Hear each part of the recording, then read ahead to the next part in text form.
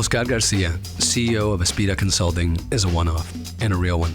He is a first-gen program creator, devoted community advocate, successful international speaker and entrepreneur, and proud Latinx. When I had the opportunity to finally meet him through business social media, I wondered how long it would take me to discern the person from the persona. Oscar self-identifies as an introvert. However, when you see his many talks online and witness his persona in action, you take these data and assume that there has to be some degree of carefully manicured image. When I saw him speak online, I figured, this guy can't be an introvert. How does he manage to be so natural and at home in front of so many people? What I discovered from our first conversation is that Oscar Garcia is one of the most genuine human beings I've ever met. It's all real. His drive, passion, his need to send the elevator down, pay it forward, pass the torch, pass the baton, whichever metaphor you wish to apply to it, is so much less what he does than who he is. This week we welcome Oscar Garcia, international speaker, motivational speaker, entrepreneur, triunfador, whom I have been a fan of for quite some time on LinkedIn, a place that I live outside of Stan State. Welcome, Oscar, to the Entrepreneurship and Innovation Studio. Pablo, muchísimas gracias. Thank you very much for the invitation. And I've been looking forward to this to this podcast here. And I got to tell you, you and your team are organized, because when I do mine, I just go off the seat of my pants and I got your questions and all that. I'm like, this man is organized. I love it. I want 1,000 copies of Oscar saying that so that I can show everyone I know. See, there is a method here, right?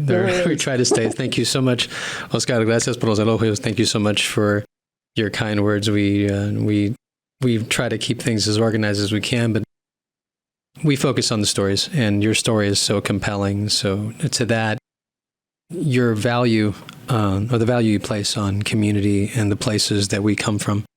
As Latinos, Latinx, is such a huge part of what you do. Can you tell me about the community in which you grew up and what from that place is imprinted in your DNA? Yeah, so absolutely. So I was born in Southern California. At the time, my parents were migrant workers down in the Coachella Valley, Palm Springs area. And a month after I was born, we returned back to Mexico, to Zacatecas, which is where my parents are from. Lived there until I was 5 years old. And during those first 5 years of my life, my dad was a carnicero. He was a butcher, had his own butcher business in the mercado. And my mom also had her own poultry business, also selling chicharrones. And so I spent my first 5 years of life literally on my little tricycle, riding up and down the mercado, hanging out with the other kids that are there and, just knowing the other vendors and so forth. And then about when I was 5, my parents decided that for financial reasons, they wanted to return to the U.S., to California, work for about a year, save money, and then return back to Mexico. But that never happened. So we came here. My parents, for a few months, also continued to work again as migrant workers, following the different crops. I remember waking up at, I don't know, maybe 4 or 5 in the morning, getting ready with my parents, and then going off to the fields. And of course, my parents are working, and I'm playing in the fields with the other kids that are hanging out there. And I actually had a blast. I mean, who doesn't want to play as a kid, play with dirt, all day long, right? Right. And then eventually we ended up moving to the San Francisco Bay Area. My mom's sister, my aunt, encouraged my parents to move up here because, again, better jobs and so forth. My dad in the Bay Area worked for many years as a dishwasher. My mom worked in the hotels in housekeeping. So I grew up in the San Francisco Bay Area before going off to college. And, when I look back, it's really interesting because a lot of, you asked me in terms of the DNA and what can I remember, reflect on. It's really over the last probably 10 years that I've done a lot of self-reflection and looking back, right? As to like, wow, why do I think? Why do I believe? Why do I do? Or, how can I translate that experience into something positive? And and really, when I look back at my childhood, I really look back at resilience, knowing how, or learning eventually, not knowing, but eventually learning how to navigate two cultures, two worlds. Because prior to coming to the US when I was 5 years old, I mean, hey, all I knew was Mexico. That's all I knew, right? Like, even though I was born in the US, Mexican American, but all I knew was Mexico. And then all of a sudden, you come, we come to the US and it's like, what? Like, what's peanut butter and jelly? Like, I mean, Right. yeah, right. I'm like, I'm eating bean tacos, and that like peanut butter and jelly was like, I've never had it. And so it was also learning, like I said, how to navigate those two cultures. And then I'll get into a little more here about that and many other things that I reflect back on how they have served me now in both my personal journey and my professional career as positive assets. And I can relate a lot to that too, so the traversing of two communities, as it were, the community that you joined, the community from which you come. Yes. Did the home come to be Mexico in the United States, from your perspective as a child? So the short answer is yes. Yes. And I grew up in a household where my father was very adamant in that my brother and I, my younger brother and I, speak Spanish at home. Even when my brother and I would talk to each other at home, it needed to be in Spanish. And I grew up in a household too where, listening to what now we call the music, la época de oro. Claro que sí. Javier Solís, Pedro Infante, Lola Beltrán, Oh, right? man. Like, Yep. those that type of music. I grew up in that. And just the food. I mean, my mom always had homemade chili at the table. It's like you had the salt shaker and you had homemade chili there at the table and tortilla. And so yes, my home was Mexico, Mexicano, but there were some challenges with that because when I left my home to go to school, or as I grew older, eventually to enter the workforce, it was like putting on this mask and taking it off. So Mexicano en la casa, and then I go to school, the workforce, and now I have to acculturate, right, and or the American culture and so forth. So in the evolution of the Northern California Latinx business community, can you see parallelisms between that sort of having to acculturate yourself, having to don that other guise in order to traverse? Did you see a lot of that impact the evolution of the Latinx business community in the Bay Area?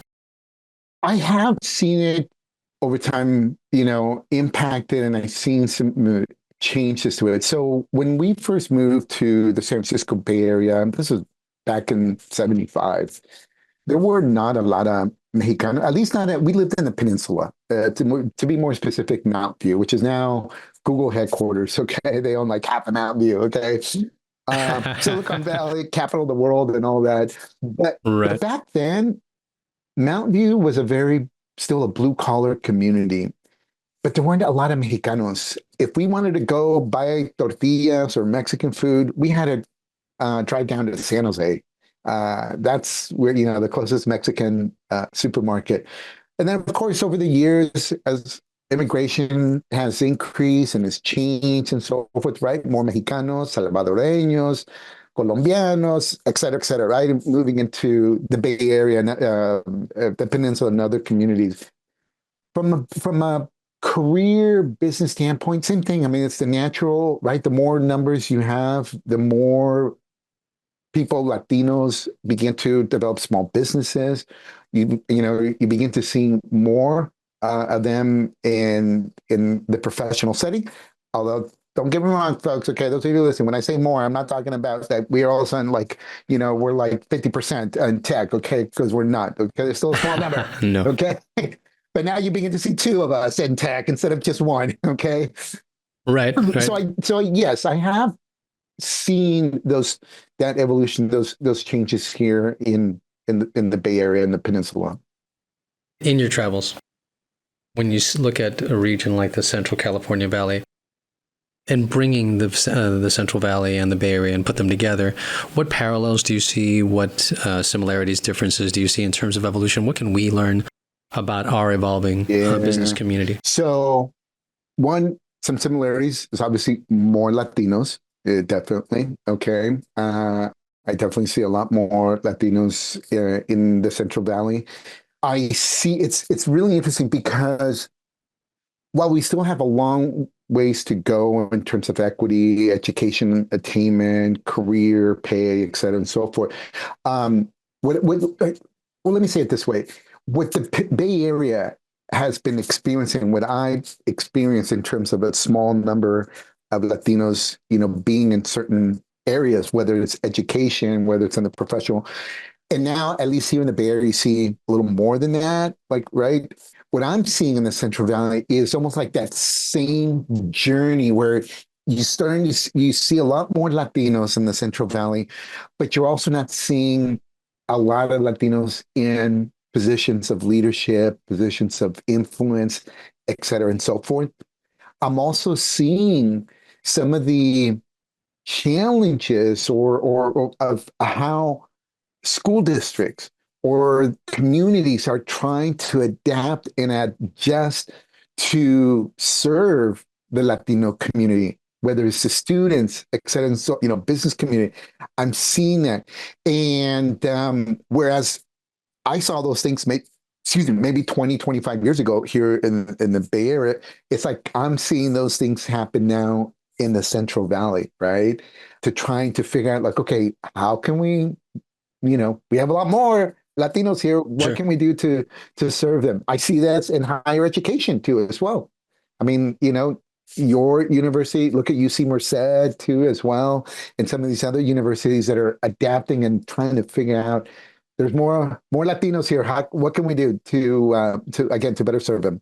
Right, absolutely.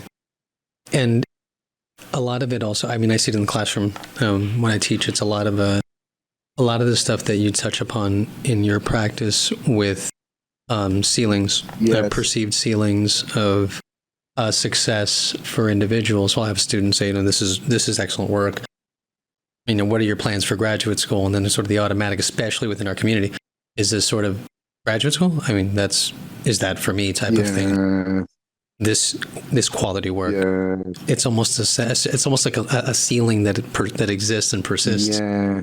That sort of stops that. How do we address this with our students? So it's a great question. So there's some ways that I feel, because I've experienced it myself in my own journey. So first of all, I think we need to step back and we need to understand that there is 3 levels of a journey. What do I mean by that? There is the survival level, where you got to put food on the table, and right, the basic necessities, right, of life that we need. Then there is the next level, is the success.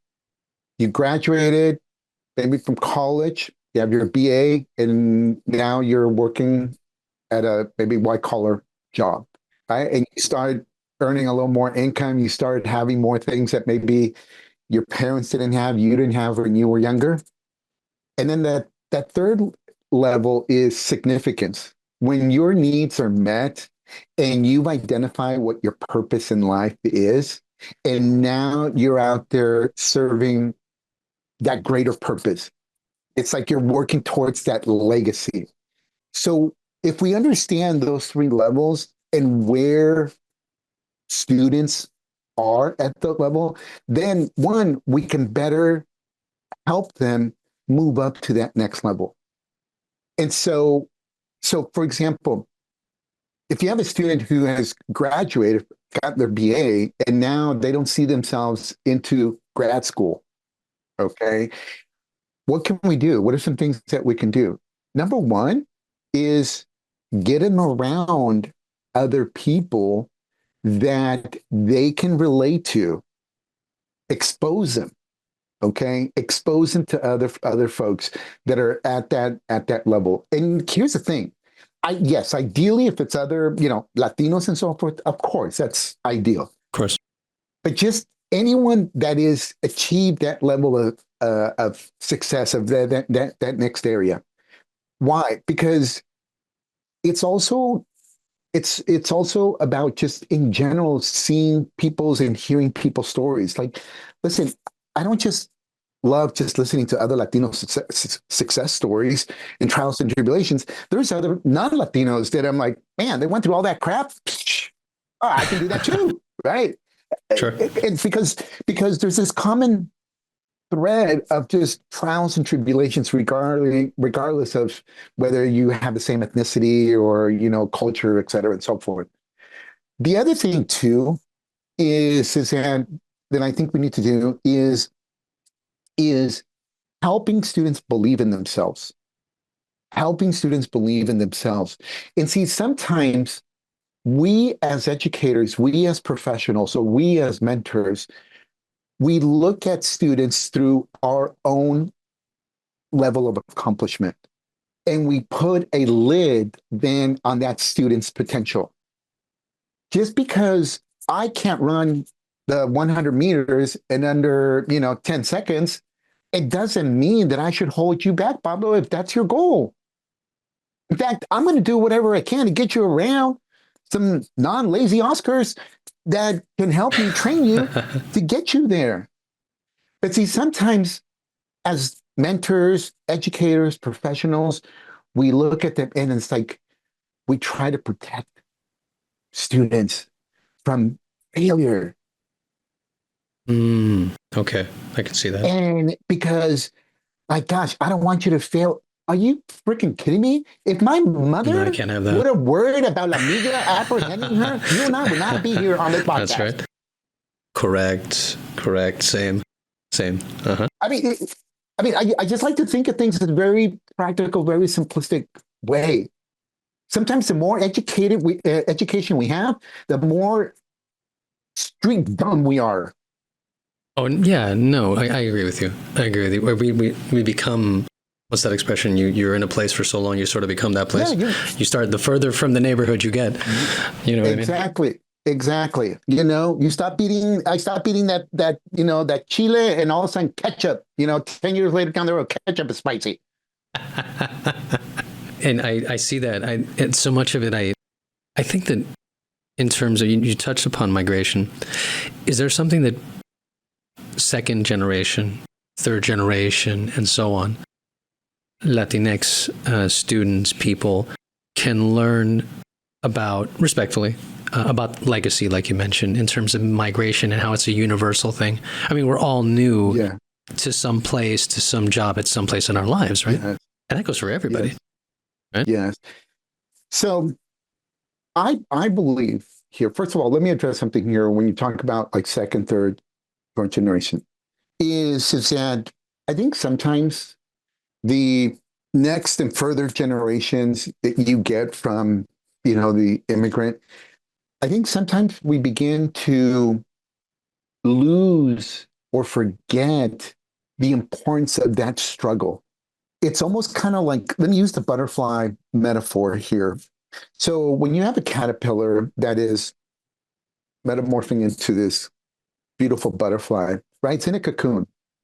And you look at that caterpillar as it's transformed into that butterfly, and it gets to the point where it begins to move its wings, and you see it wiggling inside that cocoon, trying to break free. If you and I were to cut that cocoon to make it easier for the butterfly to get out of the cocoon, we actually would kill the butterfly. Why? Because it's in the struggle of that butterfly breaking free from the cocoon that is strengthening its wings. It's strengthening in that struggle to try to break free, so that once it is free, the wings are strong enough to be able to fly. And so what I believe is that we sometimes get into this idea of like, I want to make things easier for my kids because I don't want them to struggle. So therefore, I'm going to do this, this, and that, buy them this. And then the third generation as well, the fourth generation, the fifth generation. And what happens now is those wings are not as strong. And I can see that. And it's a balance here too, because I'm also not saying like make life tough for everyone. Absolutely not. Like I do want to make my life better for my kids. Okay, I do. But at the same time, I want my kids to see the struggle that my parents went through, to understand it, to see the struggles as an entrepreneur that I'm going through. Or como, my dad would say, las chingas que nos ponemos aquí en Estados Unidos, right? Like, I want them to see that struggle, because the more that struggle stays in, the more my kids can be like appreciate and continue to learn. It's like I'm passing on that seed, not just of a legacy, but that seed of resilience, that seed of si se puede, that seed of soy chingón, soy chingona. I think we're, just an opinion, we're pretty unique. I think all cultures honor their legacies and their histories and beautifully. What's sort of unique to us, which I can only speak intelligently to ours, Latinos in general, we do value that legacy. So, like, for example, we know that our grandmother, in my case, my grandmother worked as a seamstress in the garment district in New York, is where we came through. Yes. So that we honor that really, really well. Is there a way to balance the honoring of the legacy and the struggle while still saying, okay, these are the shoulders upon which you will stand if you choose to? Yeah. And don't forget the struggle. Yeah. Yours will be different. Yours will be new. Yeah. No? So, first of all, listen, I stopped trying to balance things. I'm going to tell you something. The word balance is a gringo terminology to make us feel good for all the other shit we don't do at home. Okay? Because the reality is, can you imagine telling a student during finals, don't study too hard, don't pull all-nighters. You need to balance. Okay, right? Like you wouldn't tell them that. Right? Because there's a time and a place when you need to go all out. And then there's a time and a place when we need to step back and chill like a villain on the beach. And you've seen my pictures on LinkedIn. Okay. I'm chilling. I'm chilling like a villain on the beach. So to answer your question, to come back is, I don't think it's about balancing that honor and the struggle, but it's more about knowing it's like a tool belt. It's knowing when to pull out the soy orgulloso, I'm proud to be Mexicano. And then there's a time when it's like, I need to shut my mouth up and hear Pablo honor your culture. Sure. Okay. And there's a time when I need to come in and be authentic, like you see me on LinkedIn. Yes. I mean, and you said it at the very beginning, like, this is Oscar Garcia. Yeah, because I got freaking tired of trying to balance shit. Okay? No soy una báscula. I'm not a scale. No. Soy Oscar Garcia. Sure. I'm Oscar Garcia. Is blending a better term than balancing? It is. It's discernment. It's discernment. That's what I think. It's more of discernment. And it goes back to what I just said earlier. You know how sometimes we hear people say, you got to speak up. You got to speak up. Yeah. But like I said earlier, sometimes you need to shut your mouth up and listen. And having discernment of when I need to advocate. Like, I'll give you an example. A few years back, before the pandemic, okay, I was at my brother's house and had a party, and all that type of stuff. And he invited his neighbors. And my cousin-in-law, who doesn't speak English very well, he's here, in the U.S. and stuff like that. And, when he drinks, he gets a little happy, kind of that happy drunk or whatever. And his English, festive. Yeah, his English he speaks with a very heavy English accent. And my brother neighbor was at the party, a white woman, and she proceeded to tell him that she didn't understand him and that he needs to speak better English. I'm shaking my head now. No, you know what? There was, no, I was not cordial. I was not anything. I was like, no, we are not going to go down this path here. Okay.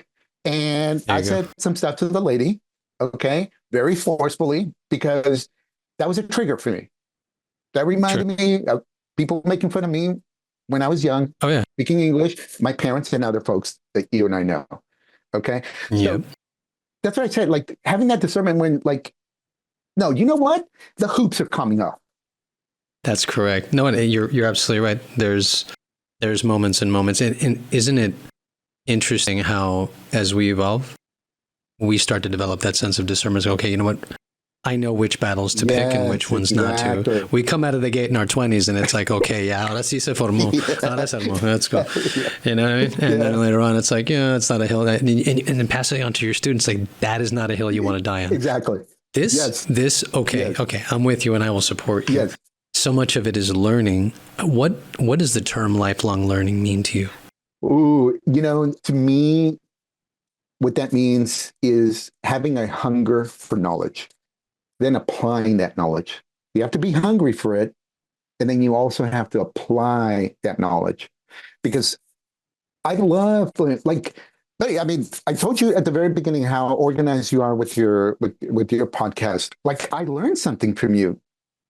Quite frankly, just the way you sent me the format and everything. I even told my daughter, right? And I'm like, oh my gosh, I love this guy. Like, I seriously, like, if we didn't even have this podcast, just by you getting that email from you with that one pager, I learned something from you. That's so kind of you. Because, too kind. But it's because I'm hungry for that knowledge. But second part to that, Pablo, and this is where many of us drop the ball. We don't apply the knowledge. And you ever hear that, right? That phrase, knowledge is power. Knowledge is power. I'm like, that's not true. Applying knowledge is power. Okay. Brilliant. My parents were diabetic. I know I shouldn't be eating pan dulce, but guess what I do? Es que las conchas son buenas. I mean, what are you gonna? Yeah, you know what I mean. You just brought up another wonderful point, and I appreciate the compliment. The staying hungry for knowledge, being open to these things. In spaces where, at least in my experience, when I see Latinx entrepreneurs, there's a sense of certainty in craft in terms of, si soy carnicero, if I'm meat cutter, if I know meat, poultry, supermarkets, what have you, there are things that I know. Yeah. These are things that I brought through legacy from my home country. These are things that I practiced here, and now I'm ready to do my own thing. Now, also, at the same time, there's a lot of learning that we do as we become small business owners. In your story, we're gonna go into how wonderfully diverse and even eclectic, I would say, your career has been. What would you say has been the most powerful learning experience that you've had as a small business owner when you were starting out? One of the most powerful learning experiences for me has been that activity beats perfection. Because before, I used to get ideas and I would analyze them. I would talk to a bunch of people. I would talk to experts, and I would germinate that idea in my mind. How can I do this? What about this? What about that? And then life happened. My parents got sick. My kids got sick. I got laid off from my job. The things that just took my focus away from that idea, because obviously I'm having to tend the immediate, right? Getting that new job, taking care of my parents, kids, et cetera, and so forth.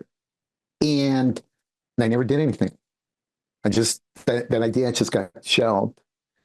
And as a business owner, I realized when I finally did take that step to go pay for my business license, I realized that it is in taking action that you oftentimes will perfect your craft. You will determine what you like to do, what you don't like to do, et cetera, and so forth. And that's why I say, like, activity beats perfection. Who or what would you say has been your greatest teacher? Los chingazos de la vida, my friend. That for those of you who require a translation is life's lumps. No. Put nicely. There's many people. My parents. I do talk a lot about my parents and teachers, but let me just go with what I just said, and it goes back to some of the things that I mentioned earlier. Is that I was one of those folks that followed that path, right? To everyone said, go to college, get a good job, get married, kids, and all that. And then, being first gen and being my parents' translator since I was 5 years old until they passed away, right? Those cultural also influencers aspects that also play a role in shaping who we are and our experiences and so forth.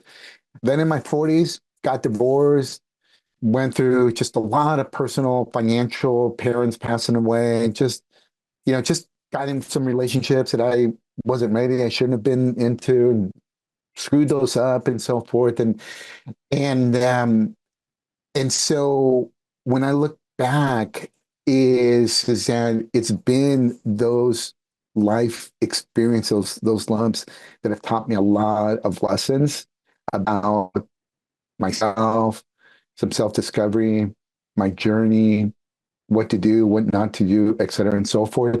And I've read it many times. I've seen it many times where it says, the best experiences are seeing other people go through those challenges. So you learn from them. But it's true. But, in my case, I went through many of these challenges. And so, yes, those trials and tribulations that I've been through have been my biggest, helped me, giving me my best lessons. El golpe avisa. Sí. Yes. You learn a lot from running into something. Yes. I want to talk about something that you specialize in, and which I find so powerful, so impactful, so important to any community. And that's culturally relevant learning. When did the circumstances of your life and learning align to lead you there? Yeah. So when I started my company 9 years ago, I started doing LinkedIn trainings, helping professionals with their LinkedIn profile, using LinkedIn for their job search, career journey, personal branding, et cetera, and so forth. And I began to, because as an introvert, we typically tend to do a lot of self-evaluation, self-reflection. We talk to ourselves a lot. And so I began to do a self-evaluation of my workshops, like training. I'm like, wait a minute, why is it that people struggle?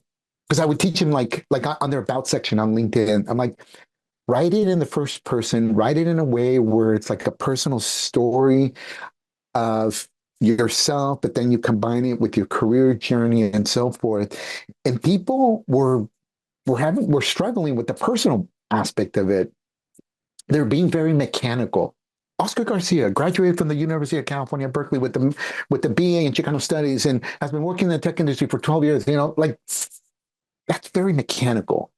This is great. My profile sounds just like that. Keep going, please. Go on. But when you look at I tell you, like right off the bat, I'm an introvert turned international speaker. Growing up in the U.S., people made fun of me for speaking English, and in Mexico, they make fun of me for speaking Spanish, and blah blah blah. Right? Like I get very personal. But it's weaved into a professional, personal story. And so when I made that observation, I'm like, why is that? And then all of a sudden I'm like, again, because I reflected on my own trials and tribulations, my challenges and my career journey and so forth. And I'm like, it's because no one's ever taught me and no one's ever teaching, nor have I been teaching professionals, especially minority professionals, on how to be professionally authentic. And how do you become professional authentic? Well, by focusing on culturally relevant career and leadership training. Culturally relevant from my perspective is helping Pablo embrace your journey, translate your journey, embrace your journey, harness your cultural wealth, and translate your into that powerful career narrative. I see. No one ever taught me, on how to do that. Like no one ever taught me how making chorizo, coming home every Friday from UC Berkeley and helping my dad make chorizo and then going and selling it at the San Jose flea market. No one ever taught me what were some of the positive career skills from that experience. Instead, I was embarrassed. Oh, see. I didn't want to talk about it. Yeah, when I Right. look back at that experience, I learned entrepreneurship skills. I learned work ethic, prioritizing, because I had to balance whether I had to write a final, study for a final, come home and help my parents, you know, uh, sales, people Sales, skills, yeah. like Business development, exactly. safety. Uh-huh. No one ever sat me down and said, Oscar, let's break this down. And not only just break it down and look at the actual career leadership skills, but now let's correlate those skills to a resume, to your LinkedIn profile, to an interview. So it really is it's interesting because we sort of come to this country and I understand why it is. Acclimation is stressed but I don't think that people really put a lot of interest or value on, well, when you acclimate, you invariably lose. There are things that are lost in translation, as it were. So, yeah, aquel sarape that you're carrying with you is you can take the threads from this and blend it into, your personal brand. Yeah. When I read these things on LinkedIn, and it's funny how like thanks to people like you, it's almost like you have forced the dialogue in the direction where you're empowering people. So I'll see profiles where I go, "Soy una chingona," and it's like, yes, exactly. I start clapping at the computer screen. It's like, you go, that's it. No. Is it a point in time that we're in now where culturally in this country we are now saying, you know what, no more.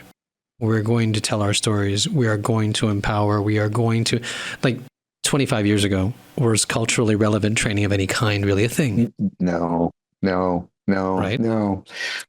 And I thank God, and I always say this, that I am grateful to everyone that has gone before us for smashing and doing the things that they have done to make things better for us, because each generation we have our skills and we fight and we persevere, and it's like imagine like there's this tunnel, right? We're in this mountain, in this tunnel, and we're like, chipping away and clearing more of the debris, clearing more of it.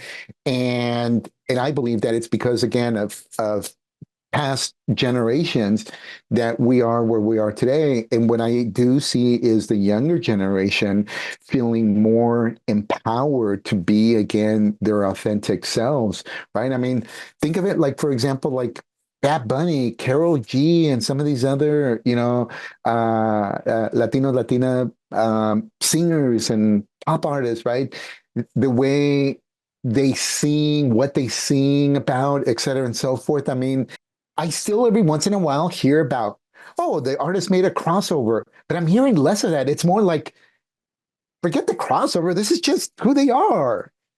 This is Correct. just who they Uh-huh. are, and I love that. I love that because it's like that's who we should be. It's like I've listened to music from other languages and I don't understand the lyrics, but I just love the melody.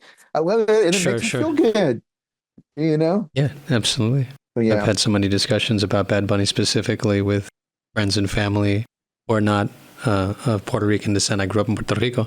And like, I don't know, I just love the music. I don't understand what he's saying. You know what I mean? Everything he says is what I grew up with. So it's almost like having a conversation with, I feel like I have a phone conversation with a friend. It's like, it's what it is, And so much of it is innovating in spaces that previously were not innovated in. Yeah. What should the word innovation, do you believe, mean to first-gen Latinx students here in the Central Valley? Yeah. So what I think it should mean is that being comfortable and being first and playing that role of first.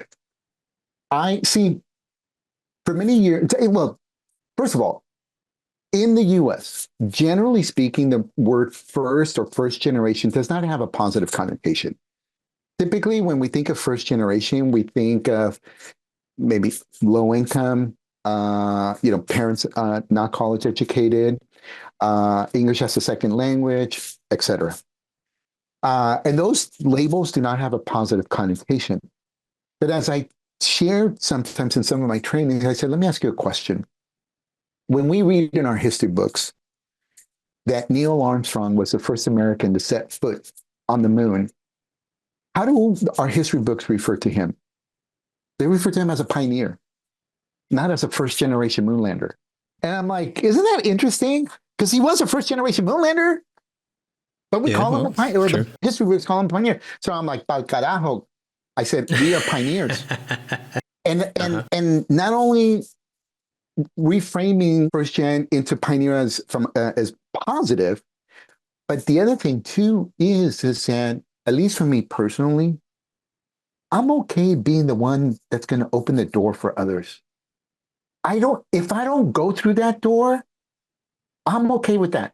Obviously, it's cool if I do go through the door, but we all have a role in life to play. Like in sports, right now, baseball, right? I mean, you do not win a game, let alone the World Series, with just 9 pitchers. Everyone plays their role to the best of their ability. And as a first generation, if I'm the one that's opening the door so that the next generation goes through, hallelujah. You see, sometimes we get caught up in this, like, oh, pues I have to go through the door because, hey, me chingué bien mucho. I'm like, I've been busting my, you know what, like I deserve it. Now we get into the me attitude.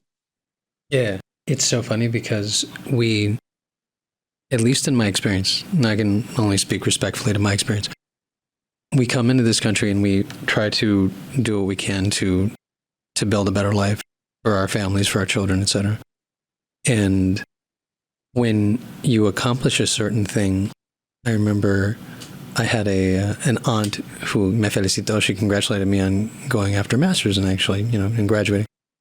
And she started talking about the kind of cars that I should drive at this point. And there's like a lot of cultural conscience, consumer consciousness that came into this, right?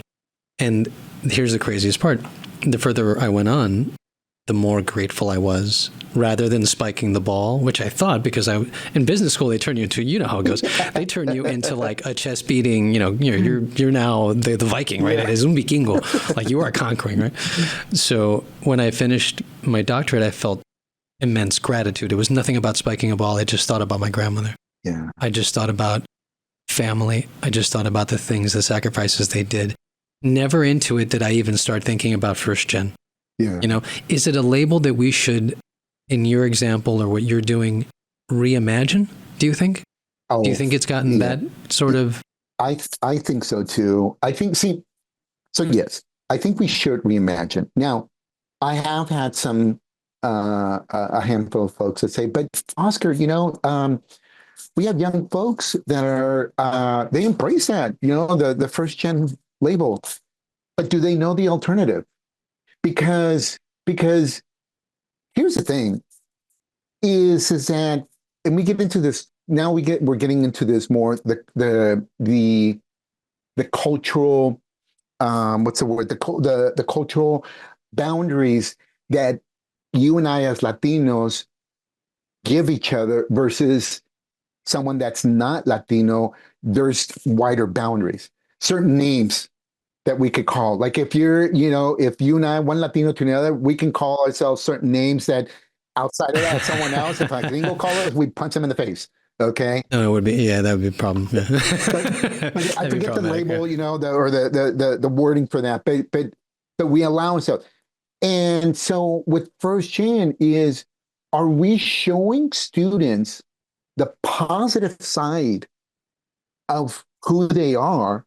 And now you give them the option, and therefore they're able to choose whatever it is that they want to, or maybe they want to be called something else. Or are we only focusing and showing them this one side, and that's the only thing you have? Hey, listen, I love this show, I Shouldn't Be Alive. Okay, that show, I Shouldn't Be Alive, real life stories. Oh, I'm familiar. Yeah. And I remember seeing this one episode. This small plane crashes in the African Sahara, and this one gentleman decides to venture out, travel like I don't know how many kilometers to try to find safety. And he's going through the Sahara, obviously no water. and he comes across a puddle of water that elephants had urinated and made it. And that's what he drank for Ah, survival because he had no other alternative. got it. So if we don't offer Got it. any other alternative, and all we're telling students first gen, well, of course they're going to pick. The word gets used so much, or the term rather, gets used so much that I think it does lose some of its power. But I can only speak to what I see as an educator on the classroom side of it. And our institution does a marvel. I think we succeed even more than we're aware because at every graduation, and this is true, and my favorite part of every graduation is when we try to control for noise. It's like no hay cornetas, you can't be, there's no cowbells, there's no bells, none of that stuff's allowed. Get on that stage and they start Juanita Gutierrez. Es un and it is absolutely gorgeous. And every time I hear it, it makes my heart sing. It's like, do you know what I mean? So it's like there is that element of you were the first, but remember, you're the first to come out of here. There were people upon whose shoulders you stood on, and that's family. Yeah. That made those sacrifices. I think I agree with you in the regard that, yeah, there's a way to contextualize it so that it doesn't get watered down. Right. It doesn't lose its power. It doesn't become pejorative. Right. You mentioned earlier the importance of application of an education. And I think that your practice, your career, the amazing things that you're doing speak to applying so much of who you are into what you do. Mm-hmm. What do you feel that our students here would be best served to know about applying what they learn with us? You know how earlier you mentioned about sarape and like, wearing it. So I think students, when you graduate from college, you are given this not only a great education, but you're also have now a certain higher status in society because someone that's college educated is, in our society, we value that. We, more standard. And so it is, think of it again, think of it as in like this powerful thread. Okay. And then as a student, first gen, minority student, Latino, Latinx student, you have your cultura, your experiences, your journey as that other thread. That now we can weave those two threads and all the other, identities that we have, because we're not just one or the other, okay? But there's so many other identities, so other experience that we can weave all those threads into such a stronger, more colorful sarape or stronger rope to hold us, to pull us up. And I also, and so I want students to not forget that it's like bring everything that you have and be able to weave that into something stronger, something more powerful, something more lasting. Because quite frankly, that's what I've done. I mean, when I eventually got to the point when I'm like, oh my gosh, making chorizo is powerful. Having gone to Berkeley is powerful, being Latino and this and that and so forth. These are all about, I've woven that into a business, into my identity, into my identity. And it's just freaking amazing, when we're able to do that. So much of this involves or demands leadership. What does the word leadership mean to you? What do you believe makes a good leader? I love John Maxwell's definition of leadership. He's one of my favorite authors on leadership, and he mentions how leadership is influence. And I've said this many times that it doesn't matter whether you sit behind a mahogany desk or you clean a mahogany desk. We have the ability to influence others. And oftentimes, when we think of someone that has that's a leader, we think of more from a position or a title, a vice president, a CEO. Oh, they're leaders. That's it's true, but that's based on a position or a title in society. Yet, oftentimes when we look at history, like Rosa Parks, back in the day, Rosa Parks was just like you and I. but she decided one day not to give up her seat to that white man. And it was the spark that started so much of the civil rights movement. And look at her, today we look at how we view her. And so leadership to me is influence. It's a powerful statement. You can reach so many people through influence. It really isn't about title. I agree with you. What do you believe makes a good business leader versus a good community leader? Is there a bifurcation? Is there a difference for you? Yeah. There's a lot of similarities between the two because a few years back, with the help of family and friends, I co-founded a nonprofit that was totally volunteer-based. And when you are a community leader, you have to have a strong vision and you have to learn how to get people to buy into that vision. Those that do buy into your vision, they're volunteers. It's a volunteer army. You're not paying them or anything like that. When you have a business, you also have to have a strong vision. You also have to get buy-in, except that from a buy-in standpoint, it's from the standpoint of that the customer determines whether or not they buy into it, right? They buy into your vision with their pocketbook, okay, with their wallet. Honestly, I actually believe that a community leader is even a stronger, or can potentially be a stronger leader than a business leader. For the reason that I just mentioned earlier, that as a community leader, there's no vested interest in, aside from the fact that someone believes in your cause. Right. Well, the challenge is different. Yeah. It's entirely different. Yeah. But the profit motive. Yeah, exactly. There's this motive here. Here on the community leader, it's about, justice or whatever the cause happens to be, that you get people to buy into that. I remember when I ran the Chamber of Commerce, and every year we did the annual Art and Wine Festival. It was our largest fundraiser of the year. About 150,000 people went through the festival and for the weekend, and we used close to 500 volunteers to help us run it. We had a small staff of total 7 of us. And I remember that first year that I was the head of the chamber of the Art and Wine Festival, that Saturday morning at 10 a.m., when on the walkie-talkie, the radio, they said, "Okay, everyone, it's 10 a.m. We are officially open." We had been planning the festival for 9 months, and all of a sudden it hit me, Pablo, and I'm like, oh my gosh, we are no longer in control of this festival, meaning like my staff and I. It's in the hands of the volunteers. Right. And I would tell my team that it's one thing to be their boss and tell them what to do, because, right, they don't do it, you fire them, versus having volunteers telling them what to do and they do it, because a volunteer can tell you to go take a flying leap. And so much of it speaks to being able to inspire people to believe in things larger than themselves or their transactional aspirations. There's nothing wrong with it, right? I mean, you do a job, you expect compensation. Yeah, absolutely. That's how it works. But then taking that step beyond that and believing in something that's larger than yourself, your institution, your job, whatever it may be. Yes.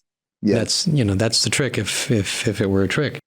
Yes. Who's the leader who most impressed Oscar in his early years, and why? In my early years, were my parents, because I saw them. Of course, they worked very hard, but I saw them also bounce back from setbacks, not quit, keep persevering. And that has made a huge impact in my life, because that's one of the attributes that I have, is like, right, resilience and not quitting.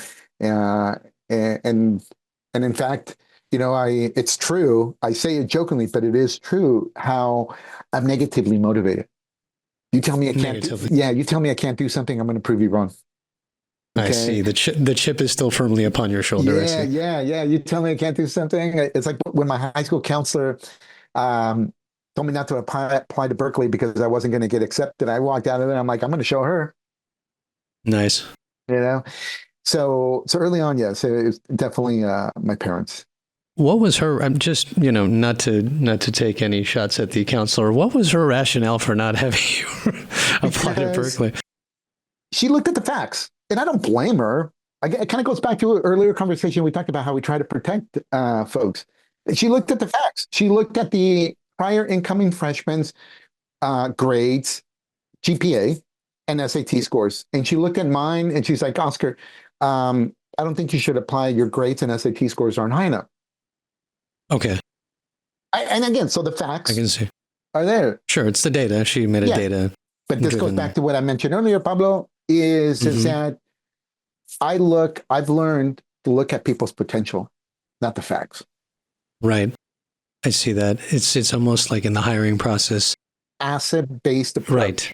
Asset-based approach. Could you expand upon that for us? So we can look if we're hiring someone or you meet someone for the first time and you can look at the facts. Maybe, right, that first impression, someone, shakes your hand, a student shakes your hand, and you can just tell they're not looking you in the eyes. Like they just, I feel uncomfortable. I mean, the first impression is that they lack confidence.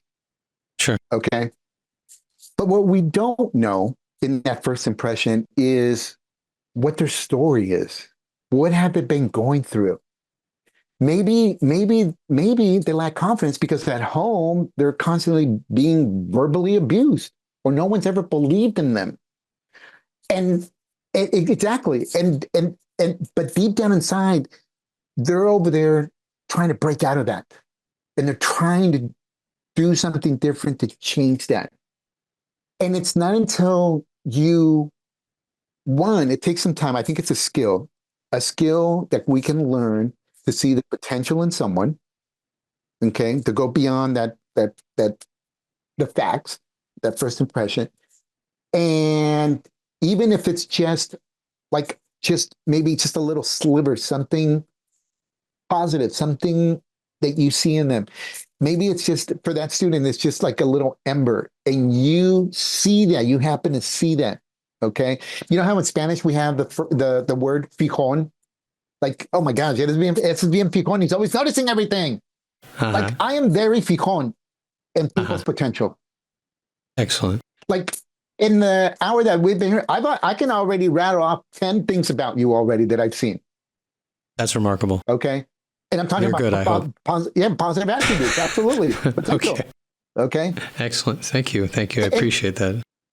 And so that is something, to be able to see in people, in students, to see that potential right in them. That's what I mean by that asset-based mindset, because we as humans are naturally programmed to be negative. How do you mean? How many times do we not hear you dropped something like cell phone?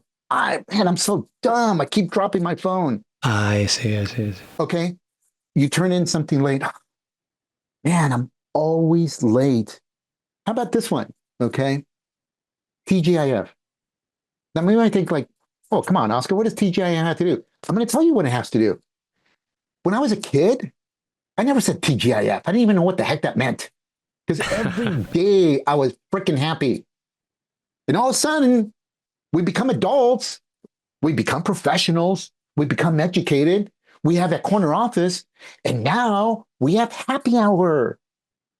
What happened to, okay. what happened to happy life? I'm just as fired up. And Pablo, you are forewarned now.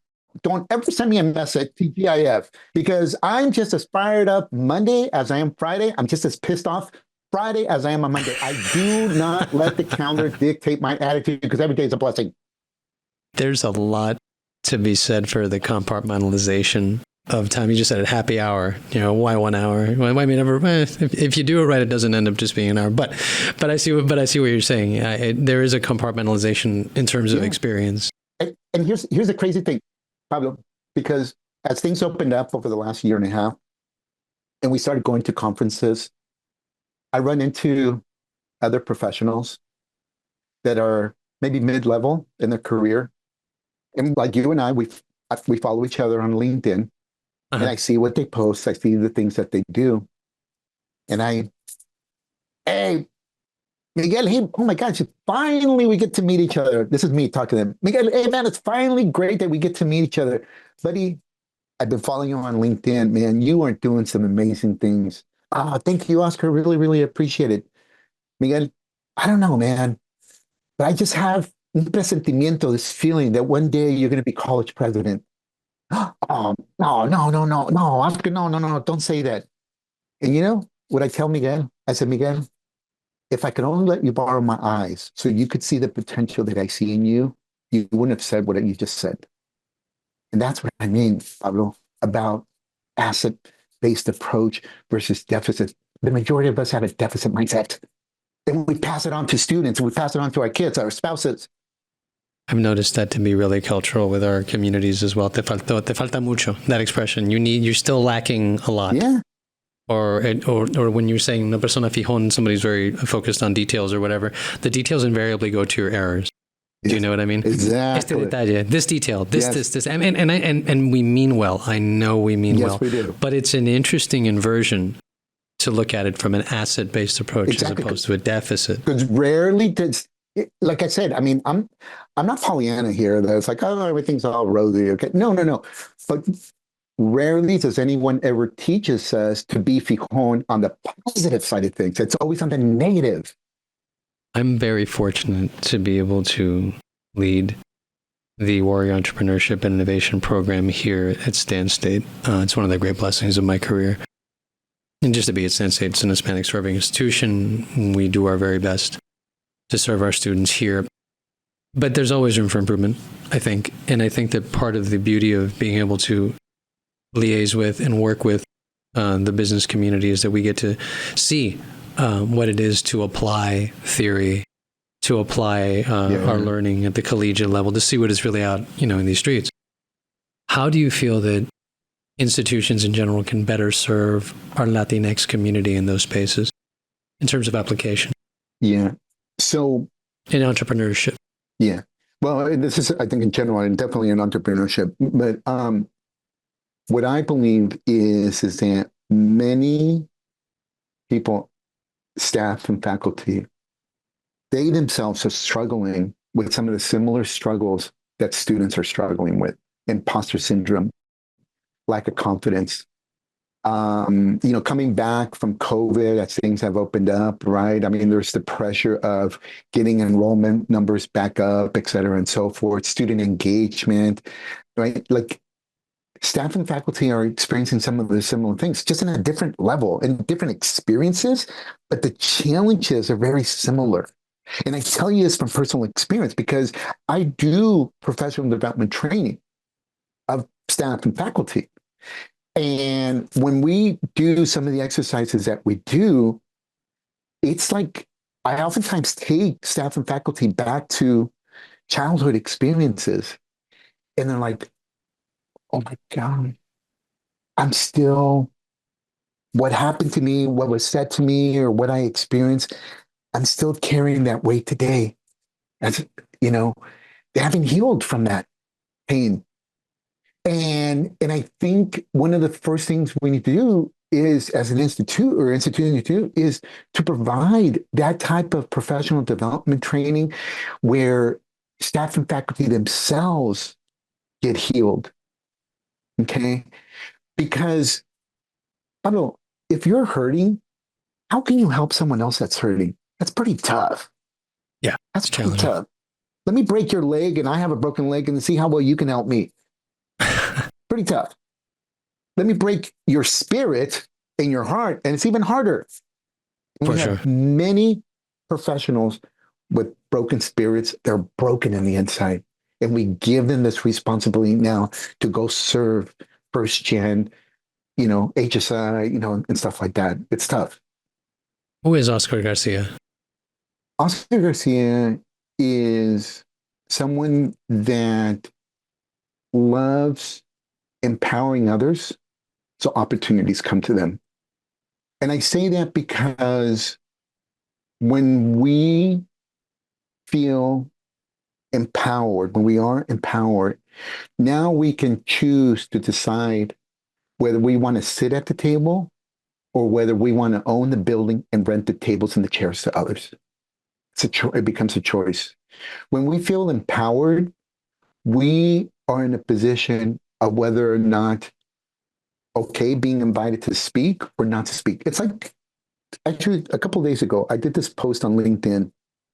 I constantly see posts from other Latinos, especially that Latinos are underrepresented in, and you name the category, and that Latinos represent, 3% of those in corporate American leadership. Okay, and again, I agree; those are the facts. But you know what? Oscar Garcia got tired of waiting his turn, and so I decided to create my own opportunities. I decided to create my own podcast. I decided to create my own YouTube channel. I decided to create my own events. I decided to go from introvert to international speaker because, carajo, I'm not going to wait for anyone to knock on my door and be like, Oscar, do you want to be? No. Like, I'm grateful that you invited me to your podcast. And I don't mean this out of disrespect, but you don't invite me, I'm going to sleep like a baby, just like I have every other night. For sure. And that's what I'm talking about. Empowerment. And the reason why I also say now, so opportunities come to you is because now it's that introvert side of me. Like, I don't like sales. I know this isn't that, but it's just me being the way how I feel. I feel like in sales, I'm begging someone to buy for me. Como limosnero. and I started this, I'm like, wait a minute. There are people out there that learn how to market themselves. Obviously, they're good at what they do, but they've learned to attract opportunities. Now, I am not a LeBron James, Steph Curry. I'm not implying here with this example here. But I guarantee you that LeBron James isn't begging basketball teams to see if they want him to play on his team. I think it's the other way around. We've sort of touched upon this throughout our time together today. The underdog dynamic has always resonated with me personally. It may be part of our experience in this country. When did it come to mean to you what it means to you now in the telling of your story and of our stories in this country? Like, when did that click? Actually, when I was in elementary school, English is technically my second language. I mean, granted, I learned how to speak English when I was in kindergarten, but it took me a few years to be able to pronounce certain words and so forth. And, back then they called it ESL classes, English as a second language classes. And kids would make fun of me the way I would pronounce certain English words. I felt inferior. I felt dumb, being the only one to be called out by the ESL teacher or tutor that would come to my class. And I'm the only one that gets up and goes over there, to get some help and so forth. All those things, right? Like, it just was wearing on me, like, and I'm like, you know what? I don't like this feeling. I want to be just as good as my other friends and peers and so forth. And so that underdog, attitude of like, I'm going to work hard so that I could be in the regular English class and et cetera and so forth, started then. Over the years, okay, it has transition into really embracing that underdog and also reflecting back on my parents and especially my dad, where my dad, would say, oh, no seas presumido, let your actions speak louder. And so I took that, my desire from childhood of being just as good as my peers, and then that work hard attitude, don't brag, don't let other people, know what you're doing. And then all of a sudden, before you know it, it's like, voila, here we go. Right. Here we are, the success and that you're able to accomplish. And that's what I do. Like, I really boast about the things that I do. And if I do it in a way from a position of being grateful and do it in a way too, where it empowers and encourages and inspires other, but it's not about like, oh, look at me, look what I accomplished. But better believe inside of me, I'm freaking competitive, dude. Okay. I'm freaking competitive. Oh, yeah. It comes through, man. It comes through. To what degree Is Aspira Consulting an extension of a part of you, past or present? You know what? It is a part of me because just think of the name Love Aspira. it. It's a Spanish Aspira. name word, and in English, as I tell los gringos, just change the last A to an E, and that's what it means. Aspire. Exactly. And also our logo, that V shape. Okay, it's kind of going up. Yeah. And so everything is the name, the logo is in alignment to what I mentioned earlier about who Oscar is, and that is I empower you so opportunities come to you. It's me. It's all in alignment. Who I am, my values, my story, right? Like I share my story not again because it's about inspiring other people. Not I don't give a rip about the accolades. Okay, accolades do not pay bills. Correct. Okay, but I share it because if it helps a student, a professional, or someone believe in themselves and be like, man, if that freaking ESL dude who couldn't pronounce Marine World, okay, who speaks with a lisp, who says when he's public speaking, if that dude can freaking make money, I'm gonna tear this shit up. Nice. What does it mean to be a Latinx leader in the current political climate? Yeah. So this is a different conversation. I know I'm not going to go down this here, but just to highlight some. So I would tell you, for me personally, Latinx, I mean, I don't care what you call me. I'm a guy, like, I know who Oscar Garcia is, okay? And we know this evolution. When I was in college, it was Chicano. Okay, like my major was Chicano studies. Okay, now it's Latinx, and so forth. So hey, whatever, Latinx, whatever. You know what it means to me is to lead with my authentic heart, and I deliberately put those heart and authentic there because, I mean, I know we're not video recording this, but as you can see my background image. Okay, it's not the Golden Gate Bridge, not Silicon Valley. Not. Okay, it's my parents' hometown. Okay, in Mexico.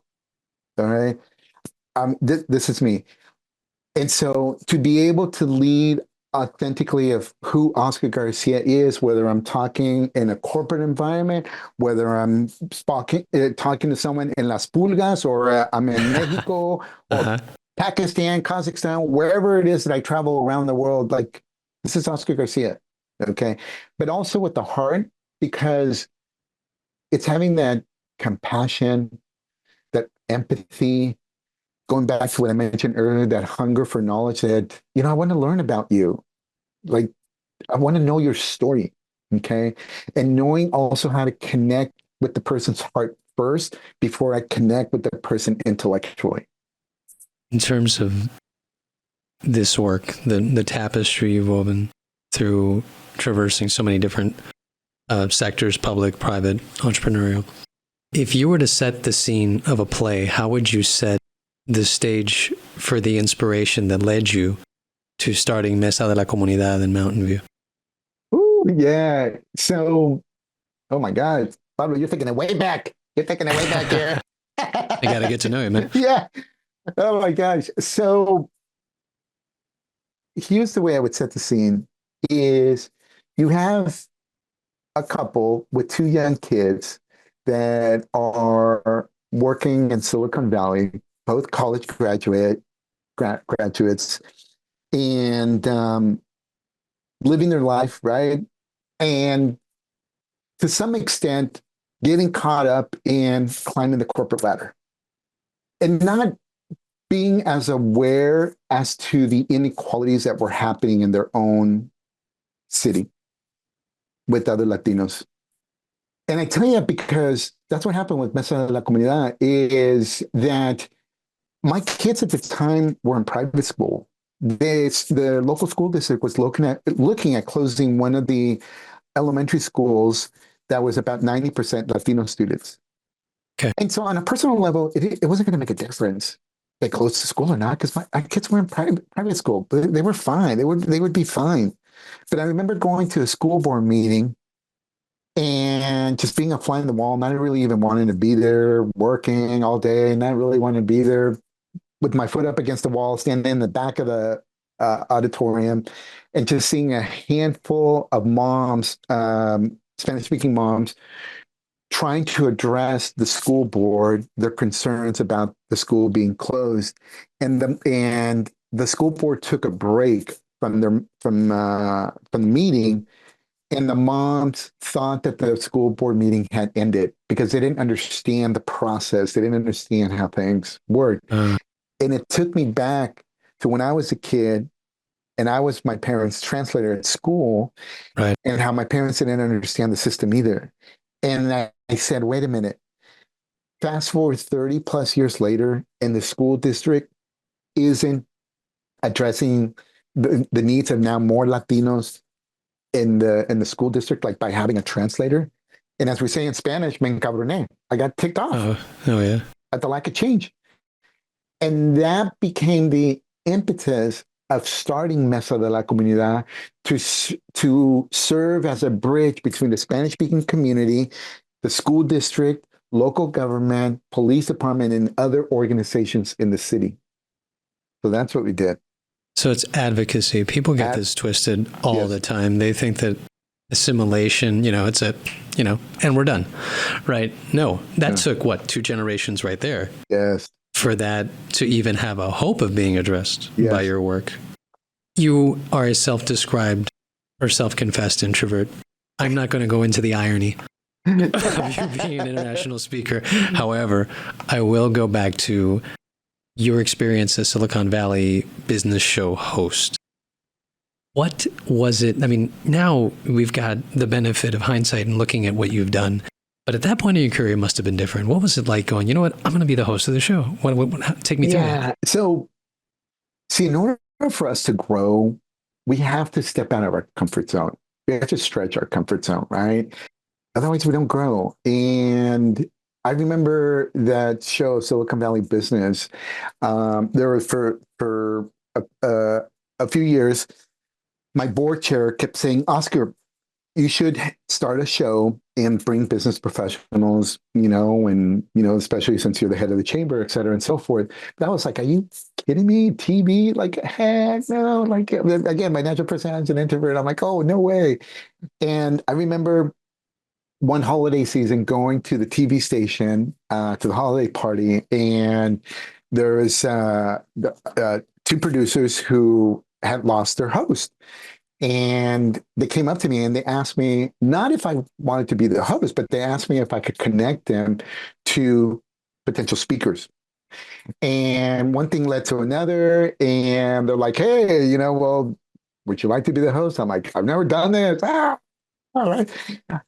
But I said to myself, you know what? This is an opportunity to venture out, get out of my comfort zone, and be the host. And it was tough. I mean, it's one thing to do a podcast, you can do retakes and stuff like that, whatever. And over there on the show, it was just one straight live. Yeah. Yeah. Uh-huh.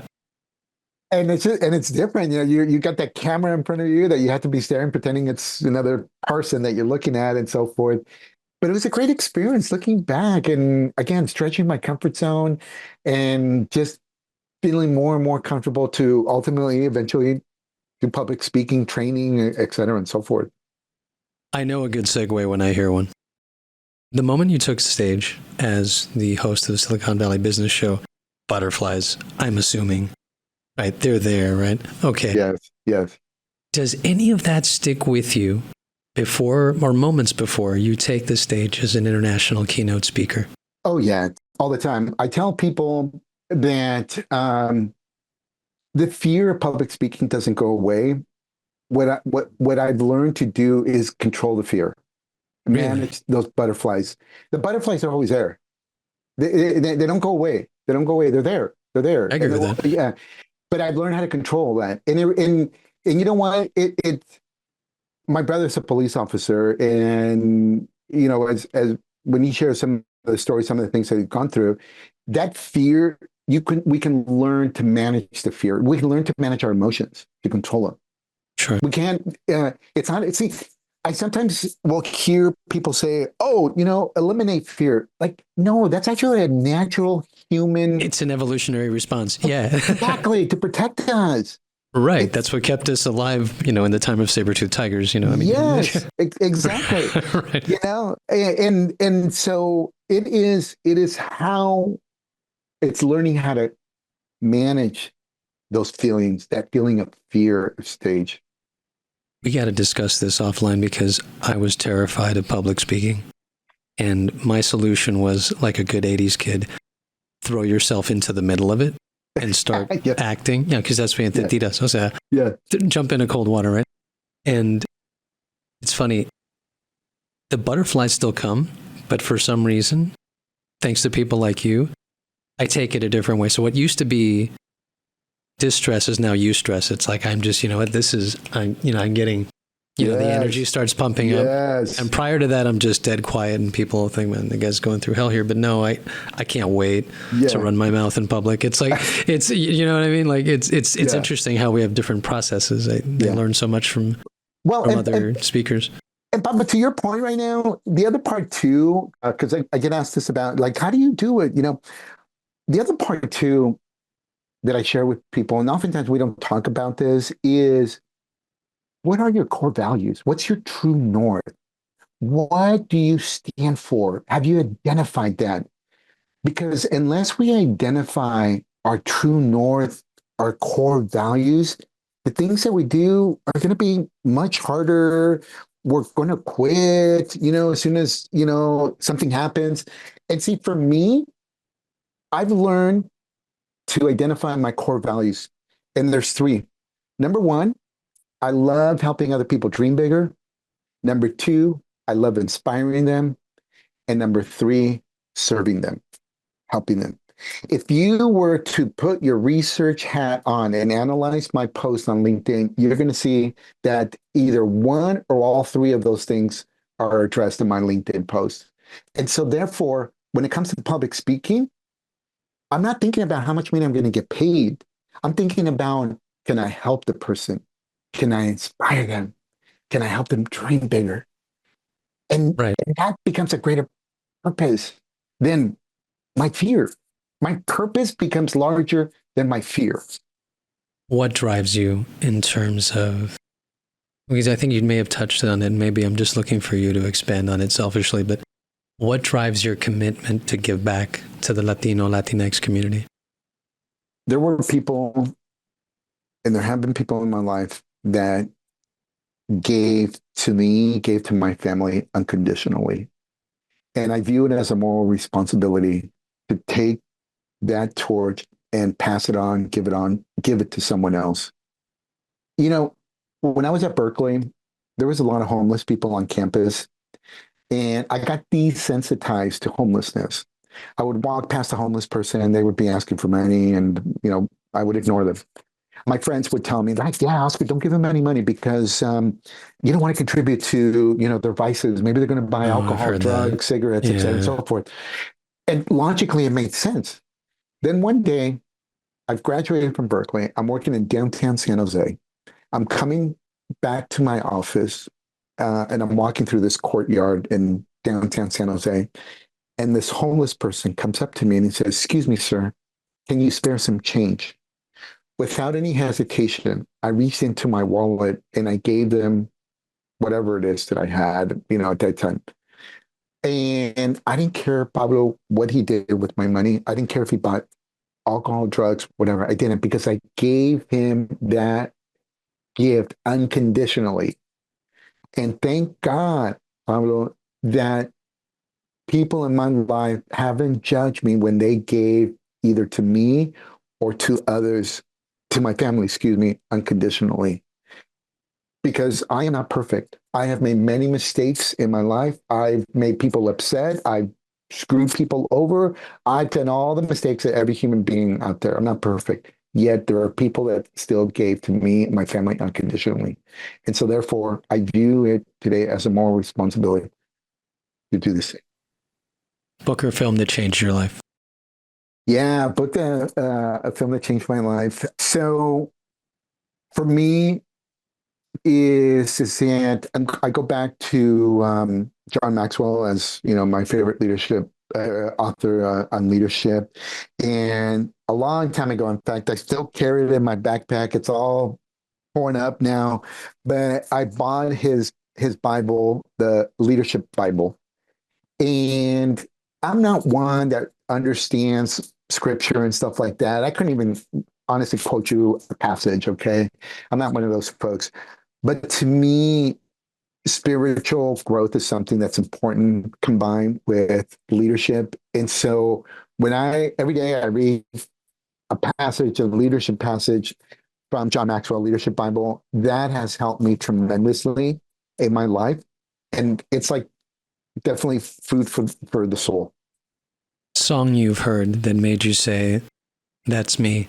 That's my life." Oh, yeah. Oh my God. There's a song.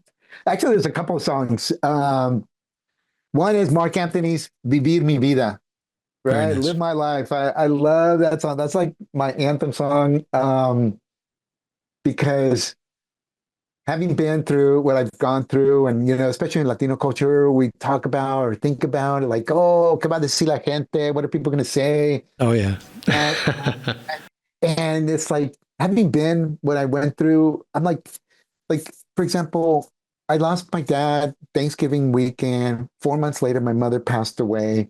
I'm so sorry. And no, thank you, thank you. And literally 30 minutes after the funeral service, some of the guests went off to work, lived their life as they should, as they Right. should, as they should. But I thought to myself, what's interesting? Because they're living their life as they should. Why am I concerned about what they say, what they think? I gotta live my life. Vivir mi vida. I mean, as parents, I want my kids to be happy. My parents wanted me to be happy. I wanted them to Absolutely. be happy. So guess what? As Mark Anthony said, vivir mi vida. It's a great The one. other one, the other one, Santa Cecilia version of oh my gosh, I'm forgetting the name of the title, but it's the title of the song is about being Mexican American and being proud of las dos culturas. Because listen, okay, yes, we get slack from American culture, but we also get slack from, excuse me, Mexicanos as well. Okay, as I said in my LinkedIn profile, in the U.S. I'm too Mexican, and in Mexico I'm too gringo. Oh, I get Like, that all the time when I go to Ecuador. right? I'm Like, not enough of either. It's like, exactly. And yeah, I yeah, just came to the point in my life where I'm like, screw both of you. I know who I am. I'm correct. like, a los gringos, when they go to Mexico, I'll get them the local discount. Y los mexicanos, when they come to the US, I'm going to be the best translator. And there you have it. Así es que no estén chingando, cabrones. We should do this every week. Uh, complete this sentence. Recently, I have taken the step to grow our team at Aspida and bring in people that really are bought into the vision and also will help them grow professionally too as well. Wonderful. The longer I do what I do, the longer I do what I do, the less I know. The reason I say that is earlier I mentioned about how knowledge is power, right? And so, like, for example, as a business owner, been doing this for 9 years, and as Spida has grown, you go to a different level in that journey, in that growth, and you realize that yes, you do take things that have helped you from the past, skills, experiences, and so forth, but you're now at a new level and you don't know certain things. It's like, for example, in college, you go from a freshman to a sophomore to a junior to a senior, graduate school, right, et cetera, and so forth. Like, there's just new things. You constantly realizing that you're a freshman in life almost every year. people will surprise you most often When they lead with their heart, we are naturally selfish people. Naturally, I include myself naturally, right? What's in it for me and that type of stuff. But when someone genuinely reaches out without any ulterior motive and just, hey, you know what? Like I am so grateful. I know it's been very hard for us to do this podcast, but from day one, when you reached out to me via LinkedIn, through email, through my assistant Sonia, and we weren't able to do it, last semester and so forth. Not once did you make me feel like, you know what, forget Oscar, man. I mean, like we're gonna go find someone else. But every single time, the way you communicated it was with just kindness. And I saw that. I picked up on your tone, et cetera, and so forth. And it's like, I mean, dude, you're like, this is the first time we're actually seeing each other. Okay. I mean, other than that, it's been communicating. But even just a little bit that I know, like, I would not hesitate you to invite you over to my house, man. Hey, come over. We're going to break some bread. Oh, let's do that. Absolutely. I'm an admirer of your work, and your work is important. It's extremely important. And I learned this from an American boss of mine years and years ago, named Jerry McGuinn. He said to me, after I saw him get disrespected by a higher up in the organization, said, being the young 20-something assistant, said to him, why do you're going to, and he said to me something that I hold sacred to this day. I always extend professional courtesy. I don't always receive it, but I always extend it. So I appreciate that very much, Oscar. You will know your journey's significance when? Mira, we're not going to be around for this, but when they read your eulogy and they talk about the impact that you made, that you had in their life, that's, I believe, when you'll know how much impact you had in someone. We're not going to be around. Okay, to hear that. It's the irony. I sometimes have said that the most important speech is not the one we give, but the one that will be given at our eulogy. And what are we doing so that moment people speak highly of you and the impact and the positive impact that you had in people's lives? There are always people who... There'll always be people that will criticize you, and that's okay. Surround yourself with the few that will uplift you and believe in you unconditionally. Life has taught me to pursue a quality of life. My mantra... Oops, sorry, but stepped on you again. Go ahead. Yeah. So life has taught me to pursue a quality of life, because we oftentimes in society, and I'm talking about American society here, obviously, is we're taught to pursue an education, to pursue a good job, to get that white picket fence, to get that nice car, all these material things. Yet in my travels internationally, Mexico, I look at my family, for example, in Mexico, and just other people that live on a fraction of what you and I live here in the US, and how happy they are. How happy. And in fact, oftentimes even healthier emotionally, et cetera, and so on. Like, seriously, like, I never hear anyone back home in Mexico, my family member, talk about work-life balance. Oh, no. No. No. I have twin uncles. One that lives here in the US. He's been here for many years. And then the other one is in Mexico. And my family were like, yeah, the uncle that's in Mexico looks younger. Yet by American standards, he has a lot less than my uncle here. But he's a lot happier. So that's why I said it's like quality of life. My mantra is to empower others so opportunities come to them.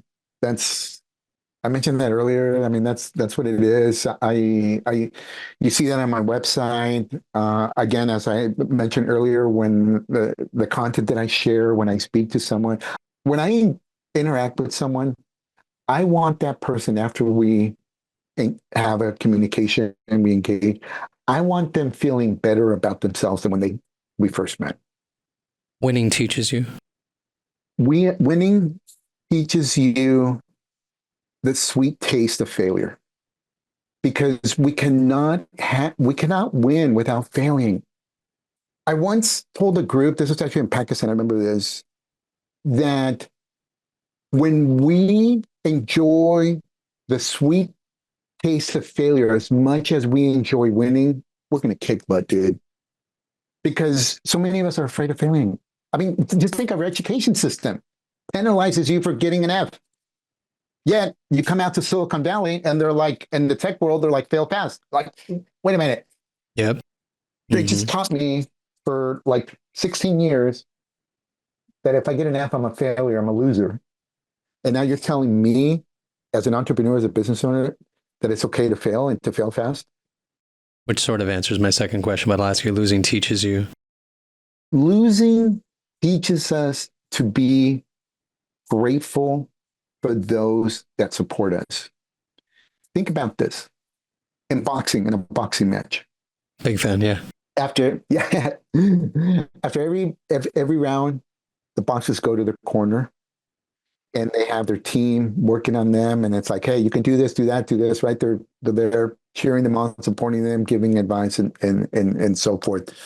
And I mean, you're getting your, you know what, kicked out of you, okay, each round.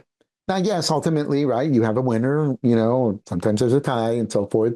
But losing teaches us to appreciate those that we have in our corner and not take it for granted. Because, listen, I'm a human being too. It hurts losing. I also need encouragement, okay? And having someone on your side to encourage you and support you is a tremendous value. Mentoring means? Mentoring means listening more with your heart to the needs of your mentee. See, as a mentor, we naturally are the ones that are in a position, right? I'm the mentor, you're my mentee, and so I have the wisdom, and so it's like it flows one way, right? From me to you, from me to you, from me to you. But in order to really have a very strong mentorship relationship, as a mentor, we oftentimes need to see with our heart in terms of what is it that the mentee isn't saying, their body language, what it experience, because oftentimes that can be a lot more telling as to what it truly is going on. Because we're naturally programmed to mask our feelings. Don't even get me started with the whole being, you know, Latino males. I mean, right? I grew up with my dad. I grew up with my dad telling me, hey, los hombres no lloran, los hombres no lloran. And the only time I saw my dad cry was when he was drunk. And then you go listen to Vicente Fernandez, and he's singing about being at the bar because his woman left him, drinking tequila, crying his eyes out. And what's the message?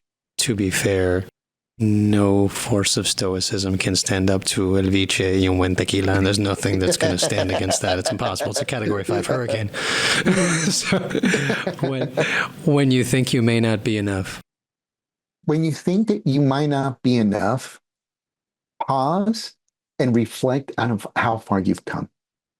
And then continue moving forward. Being the first means? Being the first means that someone else paid the price to help you be the first.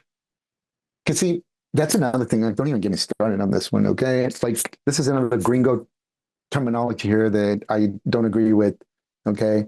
Solopreneur. I'm like, seriously? Like, solopreneur. Like, you're the only one. Like, no one created the internet. You did. Like, you know, your content. You created everything. You got to the airport. Someone manufactured that car. Maybe you took Uber. Like, right? Like, no.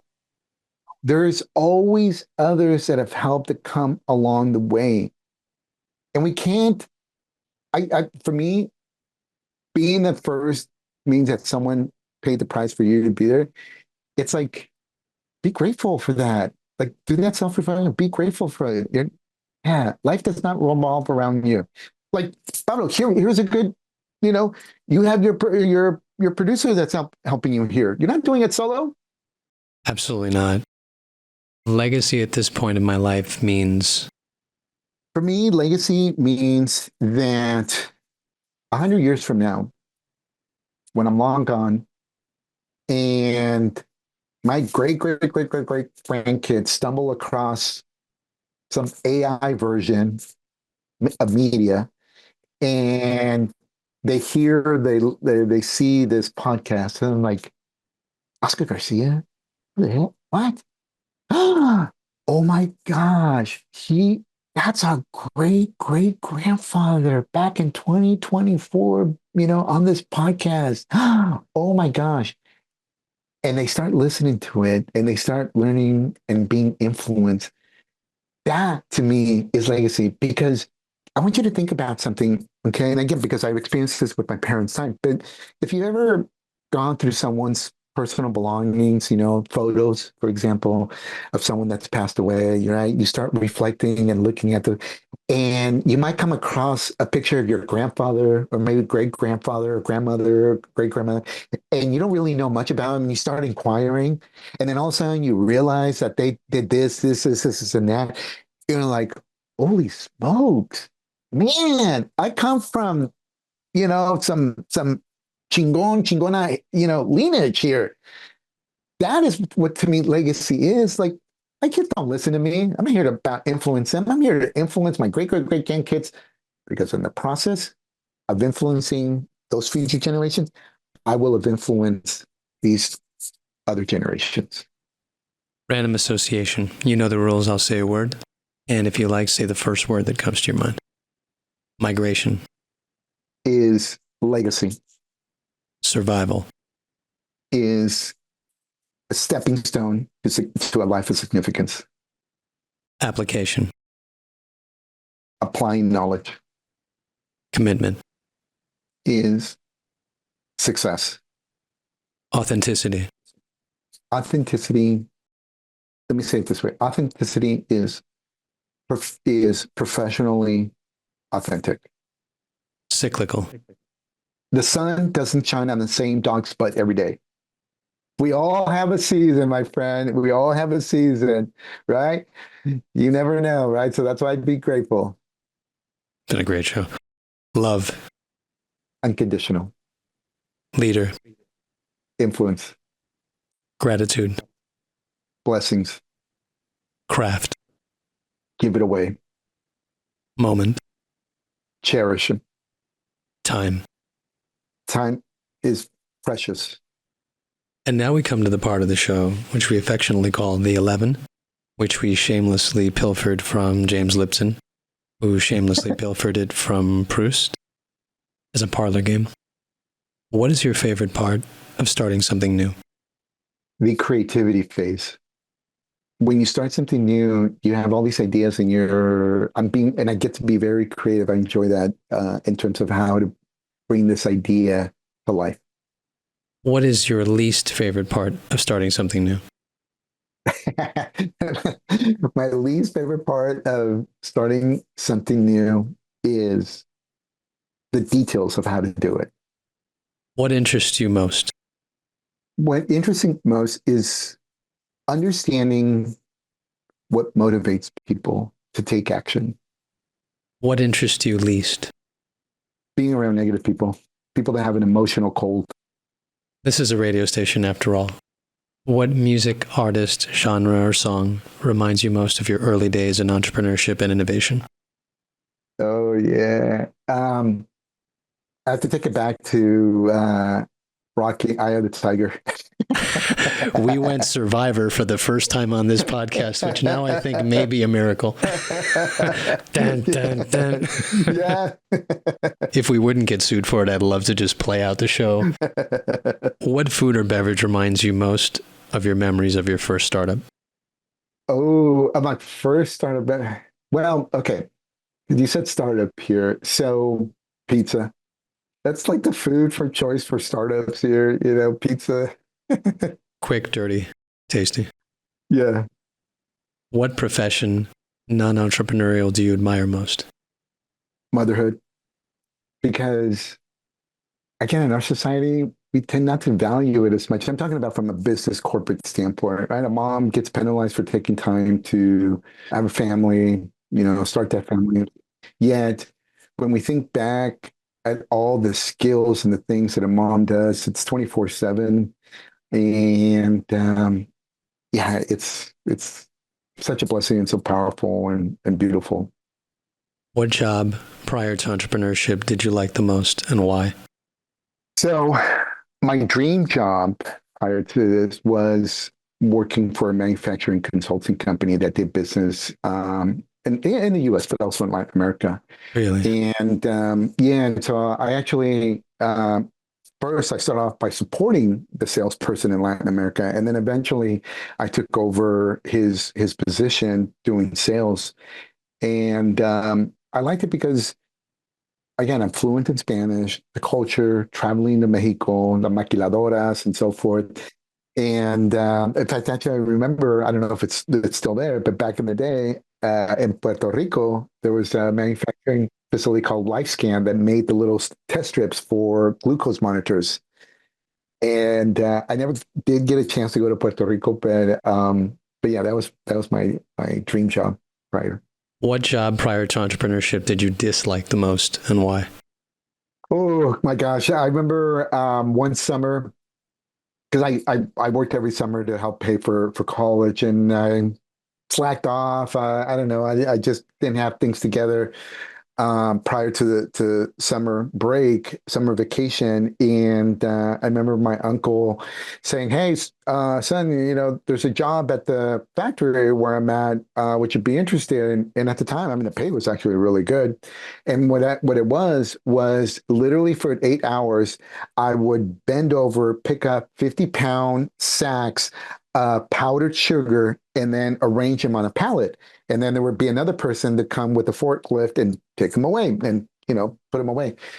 And Pablo, I mean, I'm not exaggerating. Within 45 minutes of like just bending over and picking up, first of all, my hands dried up because it's powdered sugar.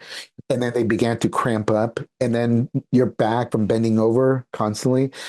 Oh my gosh, I only lasted that job for 2 weeks because all of a sudden I got motivated. I'm like, I didn't care if I worked at McDonald's or whatever it is that I did, but I was like, I'm out of here. Physical labor will do it to you like that. Yes. And lastly, if a heaven exists, what would you like to hear God say when you arrive at the pearly gates? Oscar, you kept me busy with your prayers. I told you earlier, for me, spiritual is something that's important. I pray every day, every moment. And that's what I want God to say. You kept me busy with your prayers. Immediately thereafter, what idea or innovation would you like to pitch him, her, they, it with the universe as your marketplace? Ooh. So as a speaker, as a trainer, I see other speakers, trainers that now are in their 60s, 70s, some 80s, famous speakers, Brian Tracy, again, John Maxwell, and some of those. And hey, I mean, life happens. You get older and you're just not, your voice changes. You're just, you look at the, I mean, right? Like, it's like when we see Mick Jagger now on stage, we're like, oh man, that's cool. But it's like, damn, Mick, I'm a Rolling Stones fan, so I'm going to let that one go. But yeah. Go. And so what I would pitch the idea is to take Oscar Garcia today, create an AI avatar, feed it all the content that I've created so far and I continue to create so that over time, basically the Oscar Garcia right now, it gets immortalized and the content changes, adapts to the future. But my energy that I have right now today, my excitement and the ability to inspire other folks is there. Even though I might be 90 years old and I'm like slobbering off the side of my mouth, but there's AI Oscar Garcia still doing his thing. We're going to have to do that before you get there then. Yes. Let's do it, Pablo. Oscar Garcia, thank you so much for visiting us at the Entrepreneurship and Innovation Studio, sir. No, muchísimas gracias, Pablo, to you, your team, for what you do. Life does have a way to bring like-minded individuals. And so thank you for what you do for the students, our community as well. Thanks for listening to this episode of the Entrepreneurship and Innovation Studio. This podcast is part of the Warrior Entrepreneurship and Innovation program, affectionately known as the WE. Our series is recorded on the campus of Stanislaus State at the KCSS radio station and produced by Frankie Tovar. Follow and subscribe on your favorite podcasting platform. I'm Dr. Pablo Paredes Romero, wishing you the best of everything, always.